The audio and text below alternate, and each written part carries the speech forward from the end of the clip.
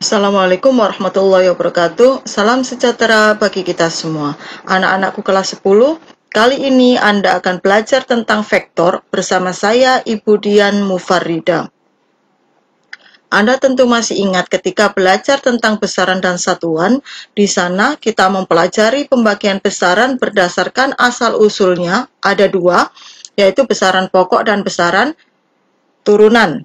Kali ini kita akan membahas tentang besaran berdasarkan nilai dan arahnya, juga ada dua, yaitu besaran skalar dan besaran vektor. Baik anak-anak, mari kita pelajari besaran skalar terlebih dahulu. Perhatikan video berikut ini. Jika kita hitung jumlah semangka ini 1, 2, 3, maka kita hanya memiliki nilai tanpa arah. Besaran yang hanya memiliki nilai tanpa arah disebut besaran skalar. Besaran skalar dapat ditambah, dikurang, dikali, ataupun dibagi.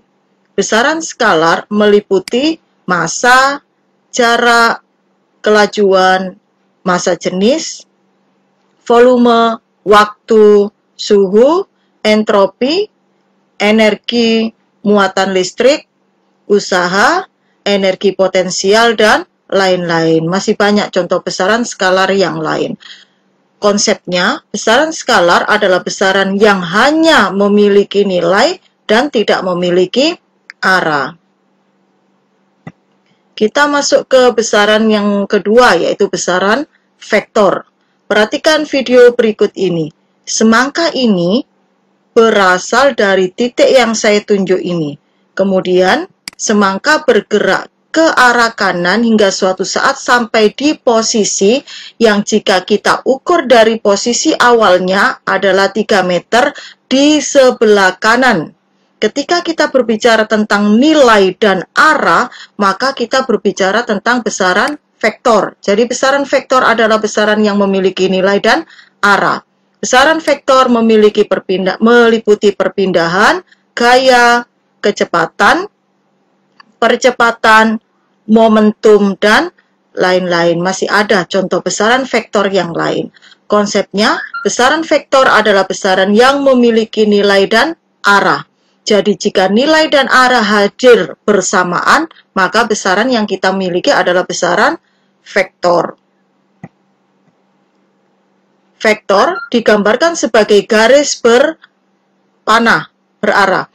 Panjang garis ini menunjukkan nilai dari vektor, sedangkan arah panah menunjukkan arah vektor. Tempat di mana vektor berasal disebut sebagai pangkal vektor, tempat di mana vektor berakhir disebut sebagai ujung vektor. Kali ini kita memiliki alat pelontar bola yang dapat melontarkan bola dengan kecepatan sama tetapi dengan arah random, dengan arah membentuk sudut sembarang. Arah acuan vektor ditentukan berdasarkan sumbu X positif.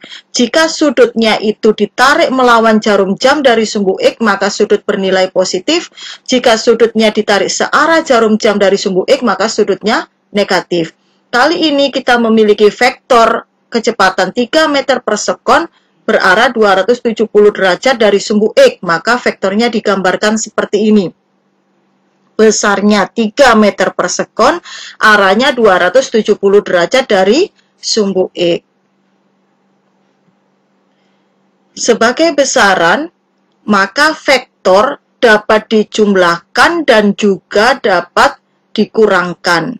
Hasil penjumlahan 2 atau lebih vektor disebut sebagai resultan vektor atau disimbolkan dengan R.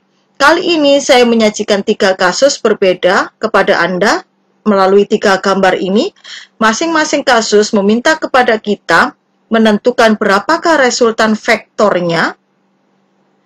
Untuk menyelesaikan 3 kasus berbeda ini, maka kita memerlukan 3 metode yang berbeda pula. Mari kita pelajari metode menjumlahkan vektor. Metode yang pertama namanya metode poligon atau grafis, yaitu cara untuk menentukan besar resultan vektor dengan mengukurnya. Karena dengan cara mengukur, maka kita perlu bantuan alat ukur berupa penggaris untuk menentukan panjang resultan vektor. kita memerlukan bantuan busur derajat untuk menentukan arah vektor atau besar sudut vektor. Misal, kali ini kita memiliki 3 buah vektor, yaitu F1 yang warna merah arah ke kanan, kemudian ada F2 warna biru arah ke bawah, ada F3 warna hijau arah ke kiri. Kita diminta menjumlahkan F1 tambah F2 tambah F3, atau kita diminta menentukan resultan vektor dari ketiga vektor yang kita miliki ini. Untuk menyelesaikan kasus semacam ini, maka kita menggunakan metode poligon atau grafis. Caranya bagaimana? Kita gambar dulu vektor pertama, yaitu vektor F1 yang berwarna merah arah ke kanan. Kemudian kita diminta menjumlahkan F1 dengan F2. Maka kita tarik vektor kedua yang warna biru arah ke bawah ini dengan menempelkan pangkal vektor kedua ke ujung vektor pertama. Seperti ini. Pangkal vektor kedua berhimpit dengan ujung vektor pertama. Kali ini kita sudah punya F1 tambah F2. Kemudian kita dikehendaki menambahkan lagi dengan F3. Maka kita tarik vektor ketiga. Pangkal vektor ketiga kita himpitkan dengan ujung vektor kedua. Sehingga kita peroleh seperti ini. Kali ini kita sudah memiliki F1 tambah F2 tambah F3. Kemudian di mana resultannya? Resultannya kita tarik dari pangkal vektor pertama sampai ujung vektor terakhir yang kita jumlahkan. Jadi kita peroleh vektor baru seperti ini, warna hitam. Vektor warna hitam inilah resultan dari hasil penjumlahan F1 tambah F2 tambah F3. Terus besarnya berapa? Karena kita memperolehnya dengan metode poligon atau grafis, maka besarnya R ini, besarnya resultan ketiga vektor ini, kita peroleh dengan cara mengukurnya menggunakan penggaris. Kemudian, besar sudutnya dari sumbu X, kita mengukurnya menggunakan bantuan busur derajat. Itulah cara menentukan penjumlahan vektor dengan metode poligon atau grafis. Sekarang kita ke metode penjumlahan vektor yang kedua, yaitu metode jajaran genjang, yaitu cara untuk menentukan besar resultan vektor secara matematis dengan menggunakan rumus kosinus. Kali ini kita memiliki kasus 2 buah vektor, yaitu F1 arah ke kanan, kemudian membentuk sudut theta dari F1 ada F2. Untuk menentukan kasus, menyelesaikan kasus seperti ini, dalam menentukan resultan kedua vektor, kita menggunakan metode jajaran genjang. Caranya bagaimana? Kita buat jajaran genjang dengan sisi dari sisi vektor itu sendiri. Yaitu kita buat sisinya, kita peroleh jajaran genjang seperti ini. Mana resultan vektornya? Kita tarik dari pangkal kedua vektor, tempat vektor berhimpit, sampai kedua vektor berhimpit kembali. Jadi, resultannya adalah yang warna merah ini. Inilah vektor resultan atau hasil penjumlahan dari F1 plus F2. Nah, nilai R-nya berapa? Nilai R-nya, nilai besar resultannya, besar resultan vektornya, hasil F1 tambah F2, kita gunakan rumus kosinus, yaitu R-nya sama dengan akar F1 kuadrat, ditambah F2 kuadrat, ditambah 2 kali F1 kali F2 kali cos theta. Bagaimana dengan sudutnya? Kita lihat, vektor ini, vektor resultan ini membentuk sudut terhadap F1, juga membentuk sudut terhadap F2. Maka cara untuk menentukan arah resultan vektornya dapat kita gunakan aturan sinus. Kita gambar kembali yang tadi sudah kita punya. Lihat, vektor R ini membentuk sudut gamma terhadap vektor F2, dan vektor R membentuk sudut beta terhadap vektor F2. Jadi, bagaimana menentukan arah resultannya terhadap sumbu X positif? Maka kita gunakan aturan sinus, yaitu R per sin sudut apit kedua vektor, nilainya akan sama dengan F1 per sin sudut beta, nilainya akan sama dengan F2 per sin sudut gamma. Jadi kita bisa menentukan sudut yang dibentuk oleh R terhadap sumbu X positif. Itu metode jajaran genjang. Berikutnya, metode ketiga adalah metode analitis, yaitu cara untuk menentukan besar resultan vektor dengan mengumpulkan komponen vektor sejenis. Coba perhatikan gambar berikut ini. Kali ini kita memiliki 3 buah vektor, yaitu F1 tepat di sumbu X arah ke kanan, F2 membentuk sudut theta dari sumbu Y positif, dan F3 membentuk sudut alfa dari sumbu Y negatif. Kemudian kita diminta menentukan resultan vektor dari ketiga vektor berikut. Kita akan sedikit susah jika menentukan resultan vektor dari ketiga vektor ini dengan metode poligon atau grafis maupun dengan metode jajaran genjang. Sehingga untuk kasus seperti ini kita menggunakan metode analisis. Caranya bagaimana? Kita cari komponen masing-masing vektor pada sumbu X maupun pada sumbu Y. Baik, kita mulai dari F1. F1 tepat berada di sumbu X. Maka F1X adalah F1 itu sendiri. F1Y kita tarik dari dari ujung vektor F1 ini sampai kita cerminkan ke sumbu Y, kita peroleh di 0. Jadi F1Y-nya bernilai 0. Kemudian kita ke vektor F2. Vektor F2 kita proyeksikan ke sumbu Y, kita tarik dari ujung vektor F2, kita cerminkan, kita tarik garis tegak lurus ke sumbu Y, kita peroleh F1Y yang vektor biru ini. Karena F1Y ini mengapit sudut atau sampingnya sudut, maka F1Y itu bernilai F2. F2Y itu bernilai F2 cos theta. Kemudian kita proyeksikan F2 pada sumbu X, kita tarik dari ujung F2 ini sampai tegak lurus dengan sumbu X, kita peroleh F2X. F2X ini adalah depannya sudut, maka F2X ini bernilai F2 sin theta. Kemudian kita ke F3.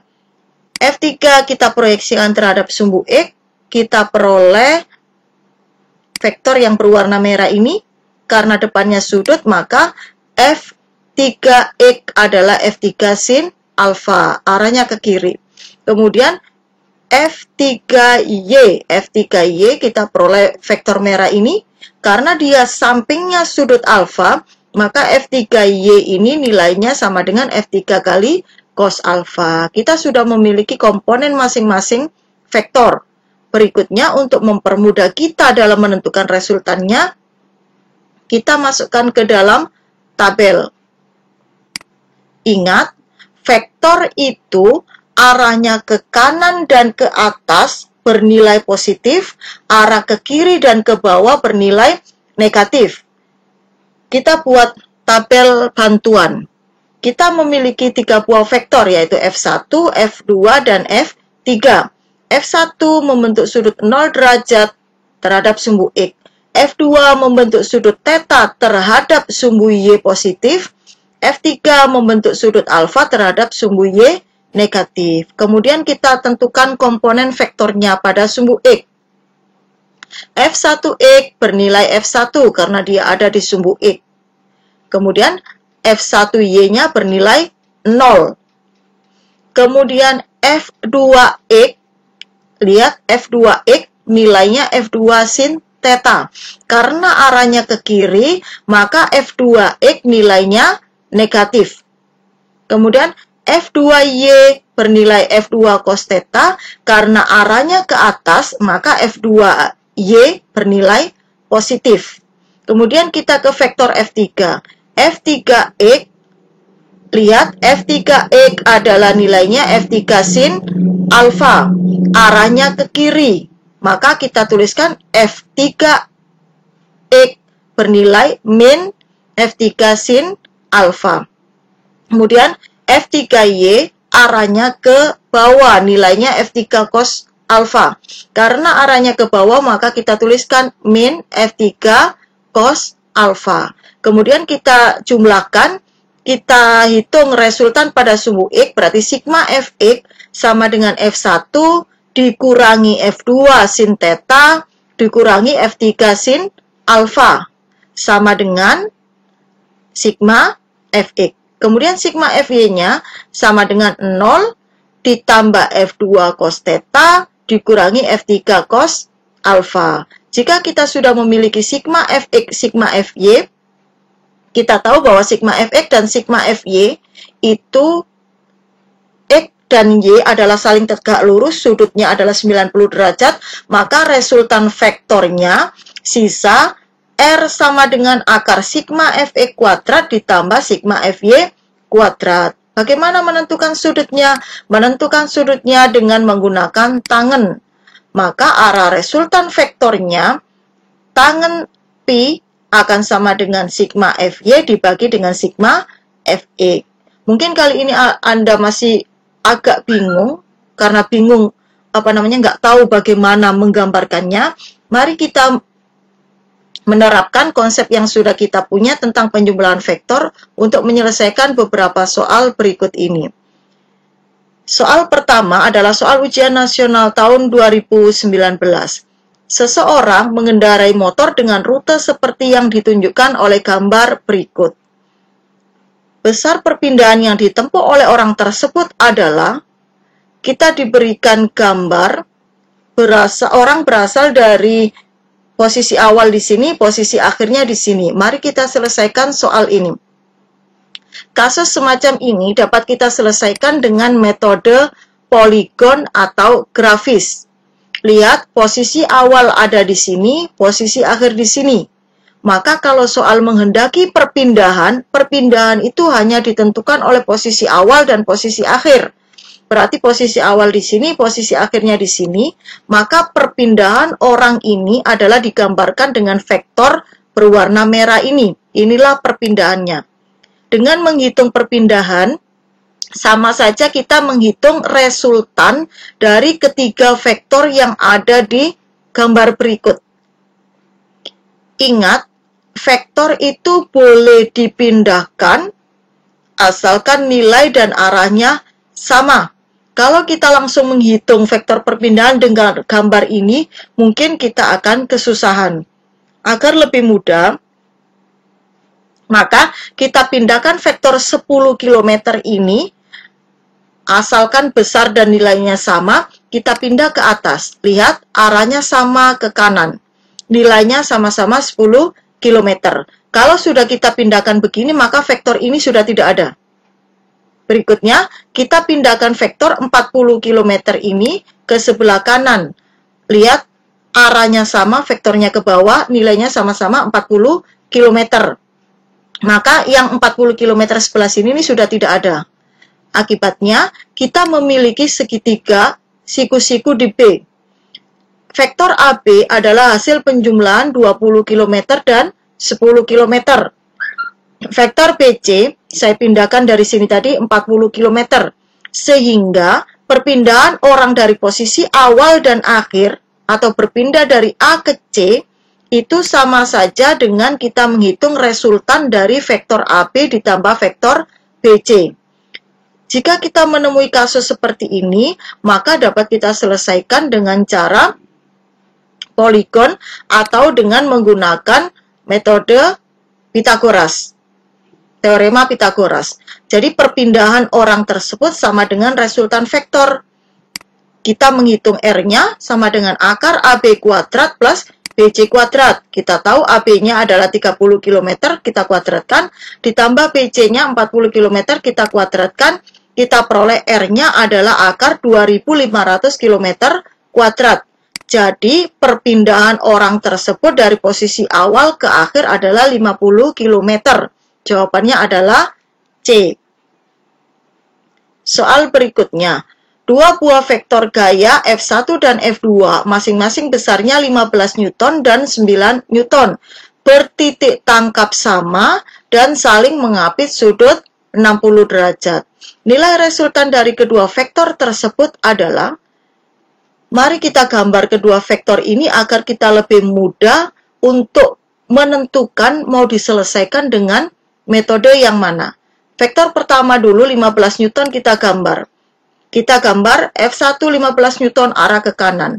Kemudian berjarak 60 derajat dari F1, Ada vektor kedua, yaitu F2 yang nilainya adalah 9 Newton.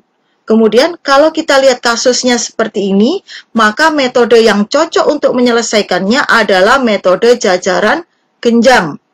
Kita buat jajaran genjang dari sisi-sisi vektor itu sendiri, kemudian kita tarik dari pangkal mereka berhimpit sampai ujung mereka berhimpit kembali. Maka inilah resultan kedua vektor. Maka besarnya resultan vektor kita gunakan rumus R sama dengan akar F1 kuadrat ditambah F2 kuadrat ditambah 2F1 F2 kali cos theta. Kemudian F1-nya kita ganti 15 Newton, jangan lupa kuadrat, ditambah F2 kita ganti 9 Newton kuadrat, ditambah 2 kali F1 yaitu 15 Newton kali F2 yaitu 9 Newton kali cos 60 derajat. 15 Newton kuadrat adalah 225 Newton kuadrat. 9 Newton dikuadratkan adalah 81 Newton kuadrat. 2 kali 15 Newton kali 9 Newton adalah 270 Newton kuadrat. Kita tahu cos 60 adalah setengah. Sehingga kita punya R sama dengan akar 225 Newton kuadrat plus 81 Newton kuadrat plus 135 Newton kuadrat sama dengan akar 441 Newton kuadrat. Jadi resultan kedua vektor bernilai 21 Newton. Jawabannya adalah C. Kita masuk ke soal ketiga. Kedua vektor F1, F2, dan F3 dengan data seperti gambar. Besar resultan ketiga gaya tersebut adalah... Baik. Coba amati gambar. Dari gambar kita tahu bahwa F1 100 Newton tepat di sumbu X. Kemudian F2 itu berarah 30 derajat di sebelah kiri sumbu Y positif. F3 30 derajat di sebelah kiri sumbu Y negatif. Kemudian untuk menyelesaikan kasus seperti ini, maka kita akan menggunakan metode analitis. Caranya bagaimana? Seperti yang kita sudah bahas tadi, kita proyeksikan vektor ini ke sumbu X dan sumbu Y. Mari kita uraikan dulu vektor pertama. Vektor F1 sama dengan 100 Newton, arahnya persis, dia letaknya persis di sumbu X positif. Sehingga F1X-nya adalah 100 Newton, F1Y-nya adalah 0. Yaitu dengan cara menarik ujung vektor F1 ke sumbu Y, dapatnya di 0. Maka F1Y-nya adalah 0. Kemudian, mari kita proyeksikan F2. F2 itu kalau kita proyeksikan ke sumbu X, kita tarik dari ujung vektor F2 ini, tegak lurus ke sumbu X, kita peroleh proyeksinya pada sumbu X adalah yang biru ini, yaitu F2X sama dengan F2 sin theta. Kenapa sin theta? Karena posisi vektor ini ada di depannya sudut, ya. F2 sin theta. Kemudian kita proyeksikan, kita tarik dari ujung vektor ini sampai tegak lurus sumbu Y. Kita peroleh proyeksi vektor F2 pada sumbu Y yang biru ini. Karena F2Y ini mengapit sudut, maka F2Y ini nilainya sama dengan F2 kali cos theta. Berikutnya, kita ke vektor F3. Proyeksi vektor F3 pada sumbu X, kita tarik dari ujung vektor F3 ini sampai tegak lurus ke sumbu X. Kita peroleh yang warna merah ini, karena posisinya F2X itu depannya sudut, kalau ini kita tarik ke sini adalah depannya sudut, maka F3X ini sama dengan F3 kali sin theta. Kemudian proyeksi F3 pada sumbu Y, kita tarik dari ujung vektor F3 ini tegak lurus ke sumbu Y, maka kita peroleh proyeksi F3 pada sumbu Y, yaitu yang merah ini. Karena vektor F3Y itu mengapit sudut, sampingnya sudut, maka F3Y bernilai F3 kali cos theta. Kita sudah memiliki masing-masing komponen dari ketiga vektor, maka kita tentukan resultan vektor pada sumbu X, yaitu dengan cara menjumlahkan F1X ditambah F2X ditambah F3X. Karena F2X dan F3X itu arahnya ke kiri, maka di sini nilainya negatif. F1X ke kanan, maka nilainya positif. Kemudian kita ke resultan vektor pada sumbu Y. Kita lihat pada sumbu Y ada 3 vektor, yaitu F1Y ditambah F2Y ditambah F3Y. F3Y bernilai negatif karena arahnya ke bawah. Kemudian, jika Anda jeli, kalau Anda sering latihan soal, maka Anda akan jeli melihat kasus. Kita lihat gambar ini, F3 dengan F2 nilainya sama besar, 50 Newton. Sudut mereka terhadap sumbu Y sama besar. Maka F3Y ini dengan F2Y akan saling menghilangkan. Sedangkan F1Y nilainya 0. Maka FY ini pasti bernilai 0. Sehingga sebenarnya kita tinggal menghitung resultan vektor pada sumbu X.